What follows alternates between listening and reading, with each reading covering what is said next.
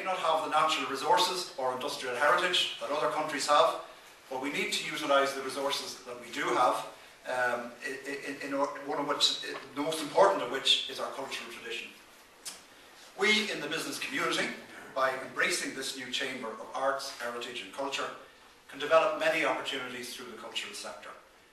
Our heritage and our cultural tradition gives us the opportunity to bring new visitors into our county and our country, including those who are coming to Dún Laoghaire through the cruise industry.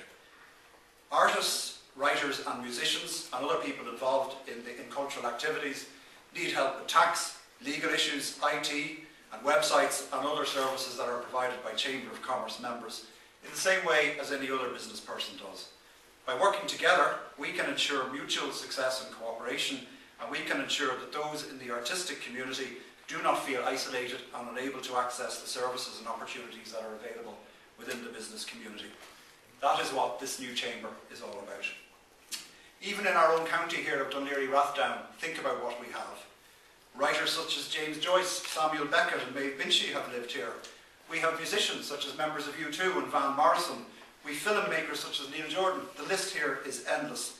Think how this new chamber of arts, heritage and culture can harness that tradition for this county and for the country as a whole. This initiative comes at a hugely exciting time for the Dún Laoghaire Rathdown Chamber of Commerce. We've had over 100 new members since the start of the year. We've a new CEO, a revamped interactive website and many other exciting developments. With this new chamber of arts, heritage and culture, our Chamber of Commerce now has a unique offering.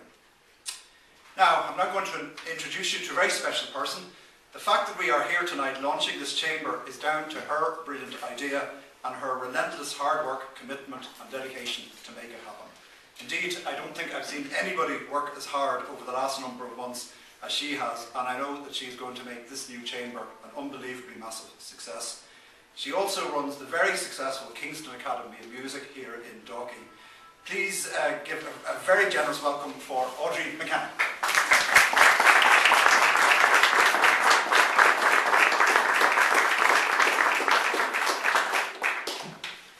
Good evening, no pressure. Well, I'm wearing a different hat tonight, hence the bright dress, because I usually wear black as a practitioner of the arts, so get the shades on for future reference.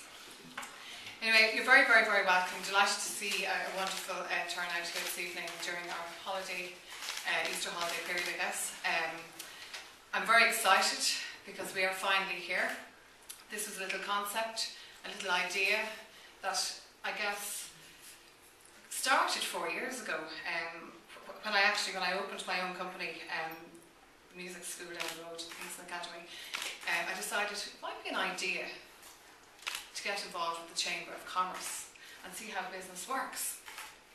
So off I went into the chamber in all the glad rags of the lace dress and what have you, to a room of suits, which was great, you know.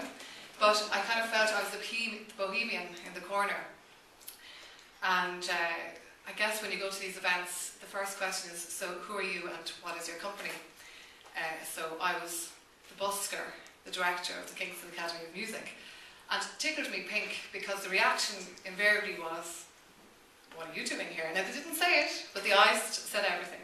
So I thought this was funny at first, and then I kind of said to myself, well, why am I getting this reaction? So the chamber was very good and is very good to me. I've had a wonderful 4 years as a member of the Chamber of Commerce, but I kind of recognised that not so much there was a deficit with the Chamber of Commerce for the whole cultural sector, but more a case of an unparalleled opportunity for the Chamber of Commerce to look at the cultural sector and perhaps embrace it as a business. So that's when the little idea began. So 4 years on, having spoken to lots of the various facets of our bohemian society, I've spoken to artists and writers and filmmakers and people who thatch cottages and fashion, but to name a few. And I suppose being Irish and being very aware of the importance of culture as our identity here, locally, at home in Ireland, but indeed abroad, and how it contributes to, I suppose, the identity of us as a nation and as a people. So I hooked up with the the president of the Chamber 2 years ago, and I put the idea to him and I said, look, I think we need to start looking at our business in a different way. At the moment, we're seen as an exclusive bohemian cultural sector, and then you've got the business as is traditionally recognised as business. So we've got to work, not just side by side, but we've got to work together. So then we had this wonderful gathering, and I said, how wonderful is this concept? The timing is impeccable. Here we are, we've got the gathering, we're focusing on our heritage, the diaspora, the 70 million Irish people abroad, and I said, this is it, this is our year, we're going to launch. Let's get working together. So I was delighted when the local Chamber of Commerce, of which I was a member and am a member, endorsed this, supported it and said, we're behind you, go for it. And we've gone for it. So here we are, we have no money yet. We're working on it on the way out. I'm not joking. But I got a laugh, so that's a good start. But so we've been working really very hard together, and you know, we're taking this very seriously. We have structured a system and a policy. It's there, it's ready to go. This is a launch of a chamber that is here and now. And I guess it's been a journey, a pioneer journey, I guess, for the last 4 years. I've had the wonderful help specifically of Neil, the president of the chamber, because I guess you might be a lawyer, but there's a bohemian slant in there. It's got the pink tie and the purple shirt, so that's a good start. It's there somewhere. Oh, it's there. But so we've worked very hard together with the support of the chamber, and we have this new concept that we wish to put out there to general public, nationally and internationally, and that's the whole idea of a corporate pioneer. I think this is the future of how we're going to work in business here in this country and indeed internationally. I suppose we're a not-for-profit organisation. We're here to embrace the arts, heritage and culture. And I think it's a very important time to advocate and represent the cultural sector, which is integral in the identity of what it is to be Irish. So I don't want to go on, I could go on. I could write a book as my wonderful friend and colleague Shirley Copperwhite, who has designed this for us and identified our logo and our identity and our brand, but she said there's a book in it, and I've worked out the design already.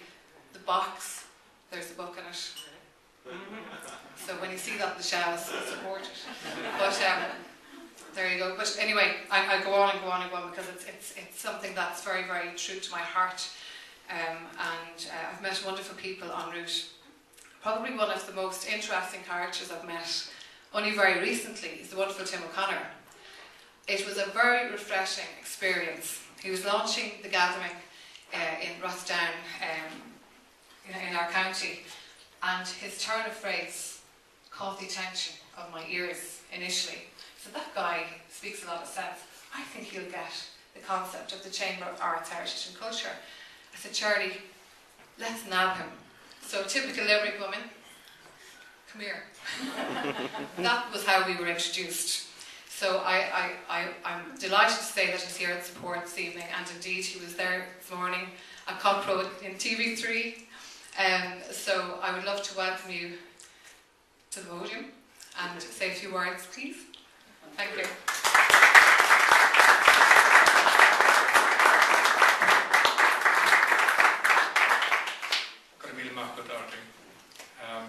So Tim O'Connor is my name. I'm a blow-in from Limerick, but I'm not really a bohemian, but I'm trying the pink tie. But I'm here to support a force of nature that I consider Audrey a kind of a new friend that I've known a long time. She's a force of nature. I think people have done Leader Rat down are privileged having her midst. She's a national tonic as far as I'm concerned. And I suppose just very briefly, 2 reasons why I'm enthused by this brilliant idea. And one is a hat that I used to wear 7 or 8 years ago when I was working with a good member of the parish as well, David Cooney, who's here today. He's the Secretary General of the Department of Foreign Affairs, and his wife Geraldine. And David and myself worked for Ireland in New York. I was the Consul General. And when I arrived there 8 years ago, wet behind the ears to take up duty, I got a big shock, because I discovered that the thing that puts Ireland on the map in New York, and therefore my job to be around, was something I knew very little about.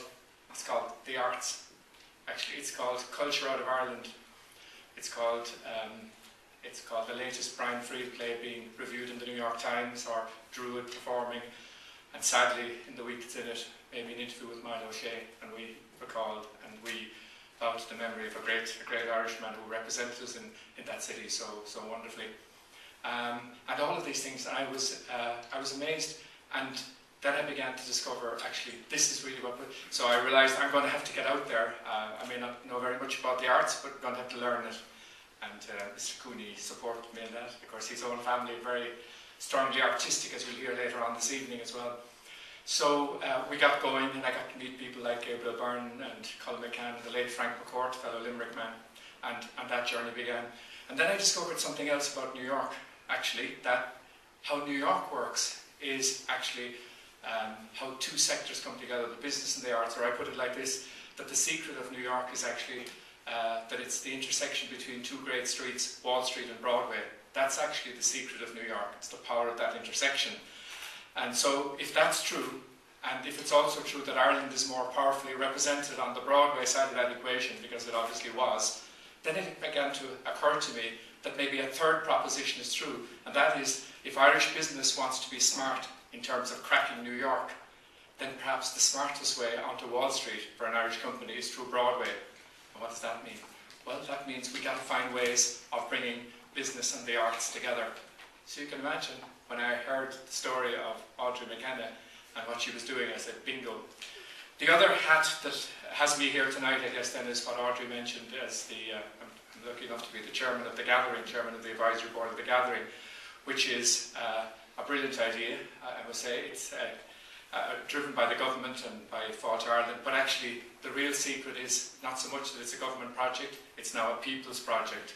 It's been embraced all around the country, because actually the journeys of the 70 million that Audrey mentioned of our people around the world didn't begin, with due respect, in Farmley or Dublin Castle. They began in the farmyards and villages and parishes of rural Ireland, and that's where the gathering is bringing them back to.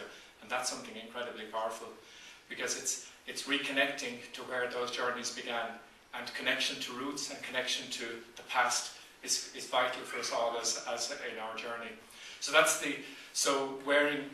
this journey of the year that's now underway, it is incredibly powerful. Last week I was in Shimsa in Tralee, where Kerry County Council honoured the grandson of an Irish immigrant from Rathmore, a man called Dr. Kevin Cale, who 118 years after his grandfather had left was back with the gathering of his clan, and Kerry honoured him, and it was an incredibly powerful moment where Kerry was saying, we invite you, we welcome you, tell us your story, and we celebrate you. And the single most powerful connecting point that joins us here in Ireland with that 70 million, the third, fourth, fifth generation are out there who regards themselves as Irish, is what Audrey said. It is the culture, it is the songs, the stories, and the music, and the dance, and the heritage and the values. So that's why this brilliant idea, the Chamber of Arts, Heritage and Culture, is a project of its time. It's right in the middle of where we need to be in the journey of national recovery. And I think that, for too long we have operated in separate silos and separate forests, the arts here, the business there. But in fact, the power is going to be bringing together Wall Street meeting Broadway in an Irish context.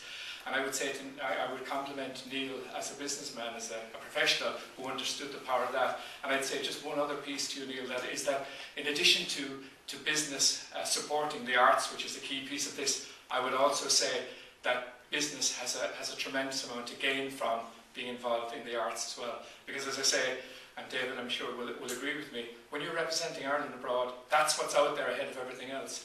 It isn't actually, with due respect, it isn't the business acumen of Ireland that is getting the New York Times headlines. It is the power of our artists, and so I'm saying to the business community, let's be smart, let's get in around, let's support the art, let's be there, because they are the vanguard. So I think for all those reasons, this is a tremendous project, when Audrey and Shirley explained the idea to me, I just said, bingo, you're on to something very powerful, not alone for Dunleary Rathdown, but I think for the country as a whole, and this is the future, and I'm honoured and delighted just to be here to lend my support to this force of nature. I have no choice anyways, you know, once Audrey gets that arm behind the back, forget about it, and I also acknowledge John McGrain there, who is a great man who kind of understands also the power of all of this. So I think something very powerful is being lit, a torch is being lit here tonight in Dalkey, which I think can have profound implications and repercussions and benefits, not just for Ireland, but all around the world. Good night and bye.